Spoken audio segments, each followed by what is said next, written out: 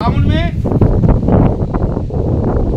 Baharampur baric जो पश्चिम बंगाल में है, वहां पर माता दीन भंगी सफाई कर्मी का काम करते थे। माता दीन भंगी सफाई करते करते उस बैरक में चले गए जहां मंगल पांडे और तमाम सैनिक रहा करते थे।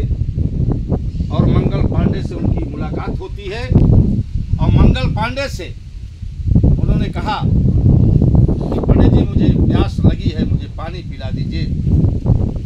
मंगल पांडे उखड़ जाते हैं और कहते हैं कि तुम भंगी होकर के तुम्हारी हिम्मत कैसे हुई मुझसे पानी मांगने के लिए? मैं तुम्हें पानी दे दूंगा तो अछूत हो जाऊंगा, अगर जिस बर्तन में दूंगा वो बर्तन अछूत हो जाएगा। तो माता दीन भंगी ने कहा, पंडित जी, मुझे पानी देने से आप अछूत हो रहे हैं, अपने बर्तन में पानी देने से आपका बर्तन अछूत हो रहा है।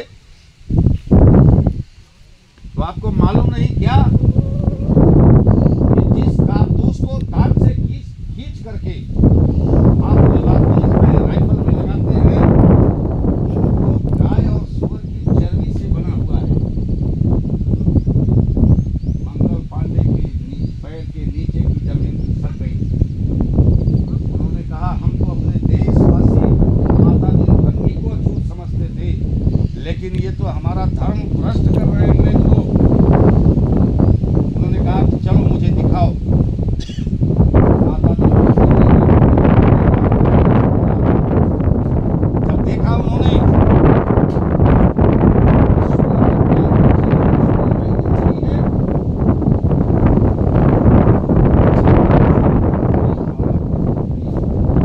और विद्रोह शुरू कर दिया।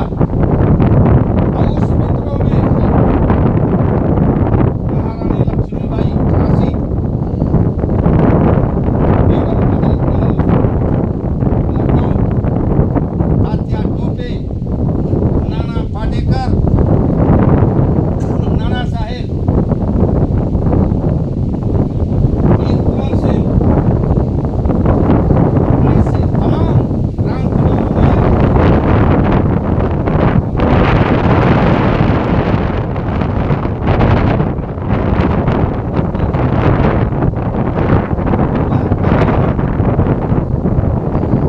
अंग्रेजों ने बलपूर्वक दबाया, लेकिन वो क्रांति की ज्वाला बुझी नहीं। धीरे धीरे वो सुलगते इस देश के नौजवानों के बीच में सीने में धड़कने लगी।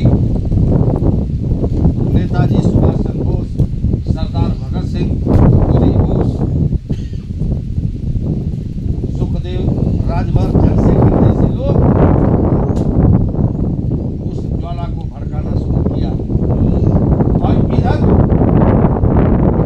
अफ्रीका से लौट करके हमारे देश के महात्मा जिनको कहते हैं, जिनको हम बापू भी कहते हैं,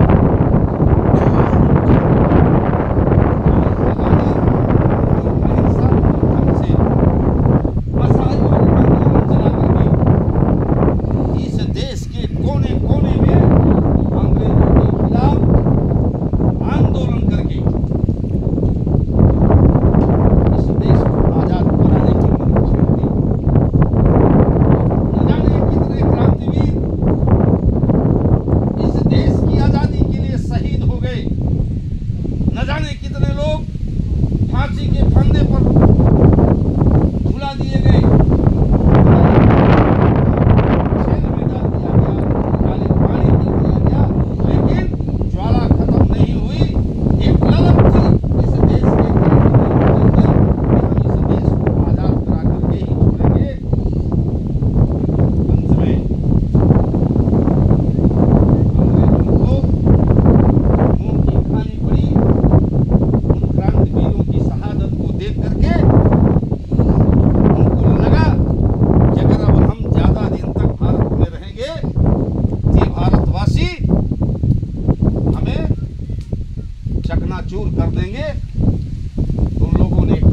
आया, उस समय सरदार वल्लभ भाई पटेल,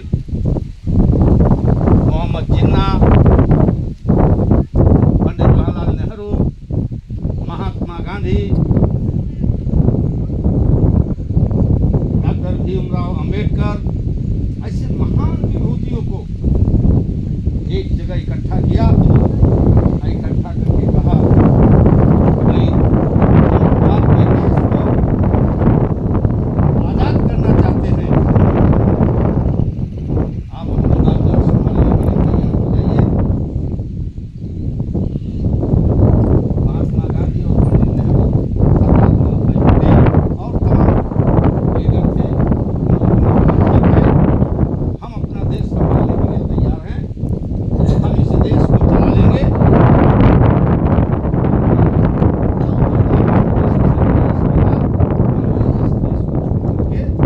मुंबई के बंदरगाह से ससम्मान उनको इंग्लैंड भेज दिया गया और 15 अगस्त को हमारा देश आजाद हुआ। उस 15 अगस्त की याद में हम ये स्वतंत्रता दिवस मनाते हैं। 78 वर्ष हो गया, 79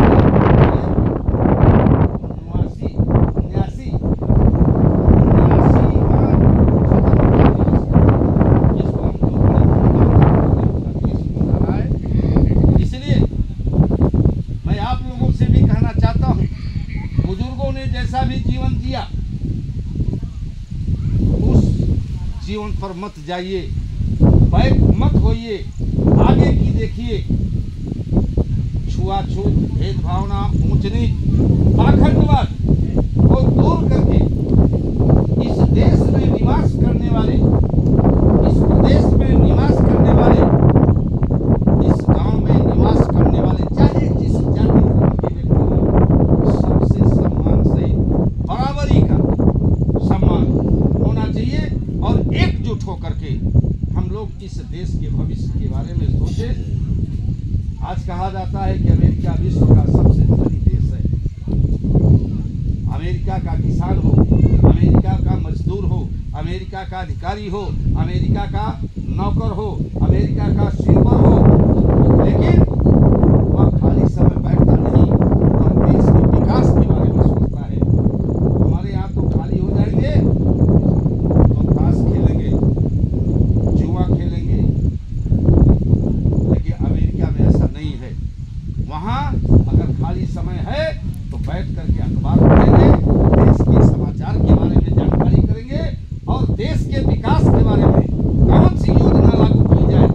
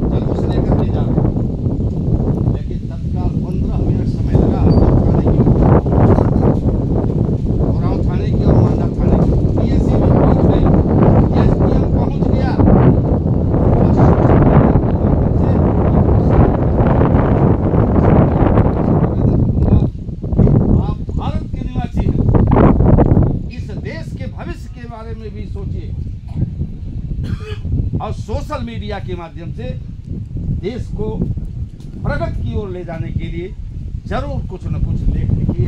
लेकिन हम लोग करते क्या हैं, कभी रानी छौहाड़ी वाला पोस्ट डाल देते हैं, तो कभी नाचने वाला पोस्ट डालते हैं, तो कभी किसी को गरियाने वाला पोस्ट डाल देते हैं। ऐसा देखे होंगे आप लोग फेसबुक व्हाट्सएप पे तमाम मैसेज आ रहे हैं।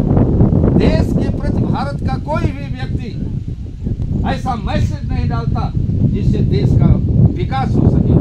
जबकि डॉक्टर अम्बेडकर ने भारत संविधान की प्रस्तावना में लिखा कि हम भारत के लोग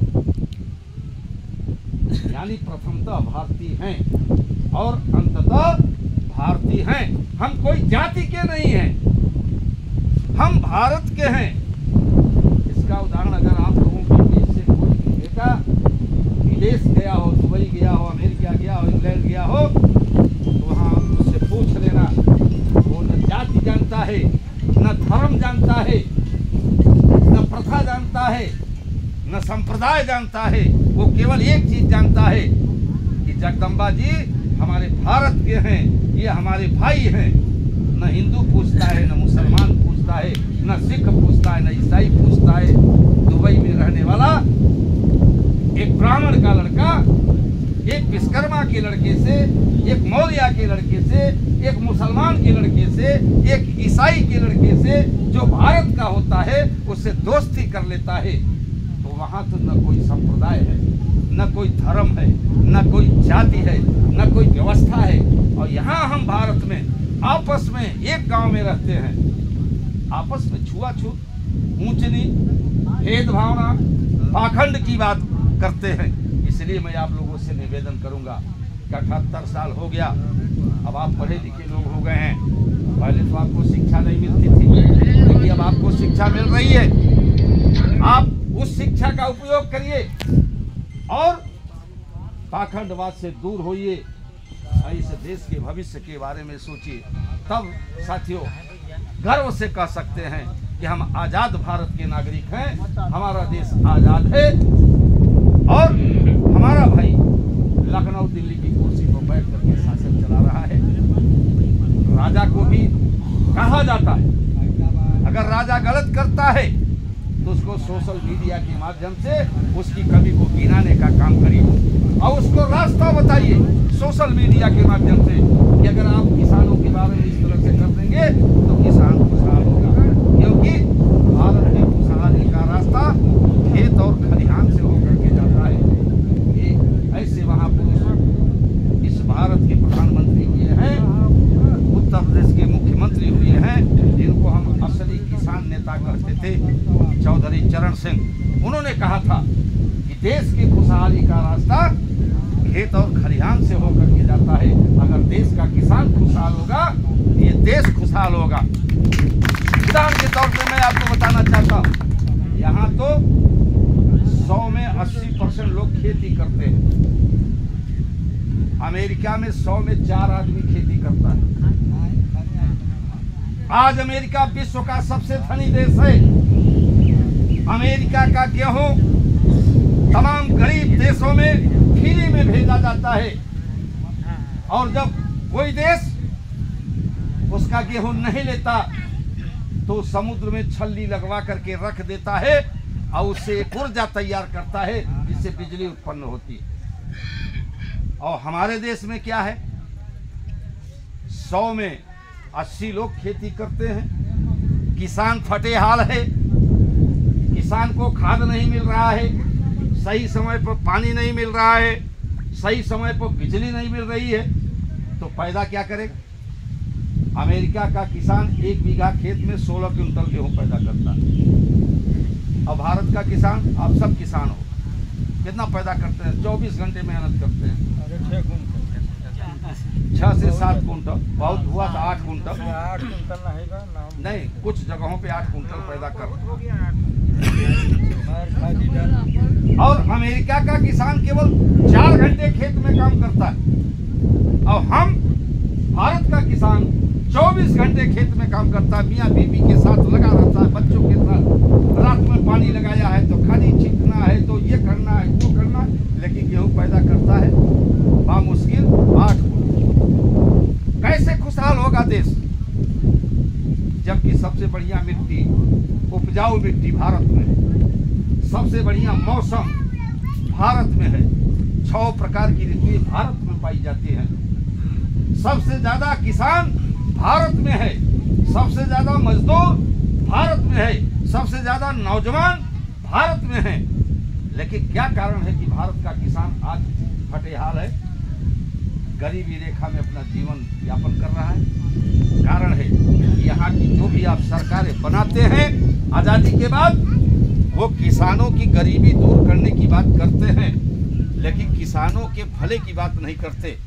अगर खाद, पानी, बिजली और खेती करने के उपकरण सस्ते रेट पे उपलब्ध करा दिया जाए तो हमारे देश का किसान इतना मेहनत कश है कि इस देश को जैसे सोने की चिड़िया था वैसे सोने की चिड़िया बना सकता है और विश्व का गुरु बन सकता है।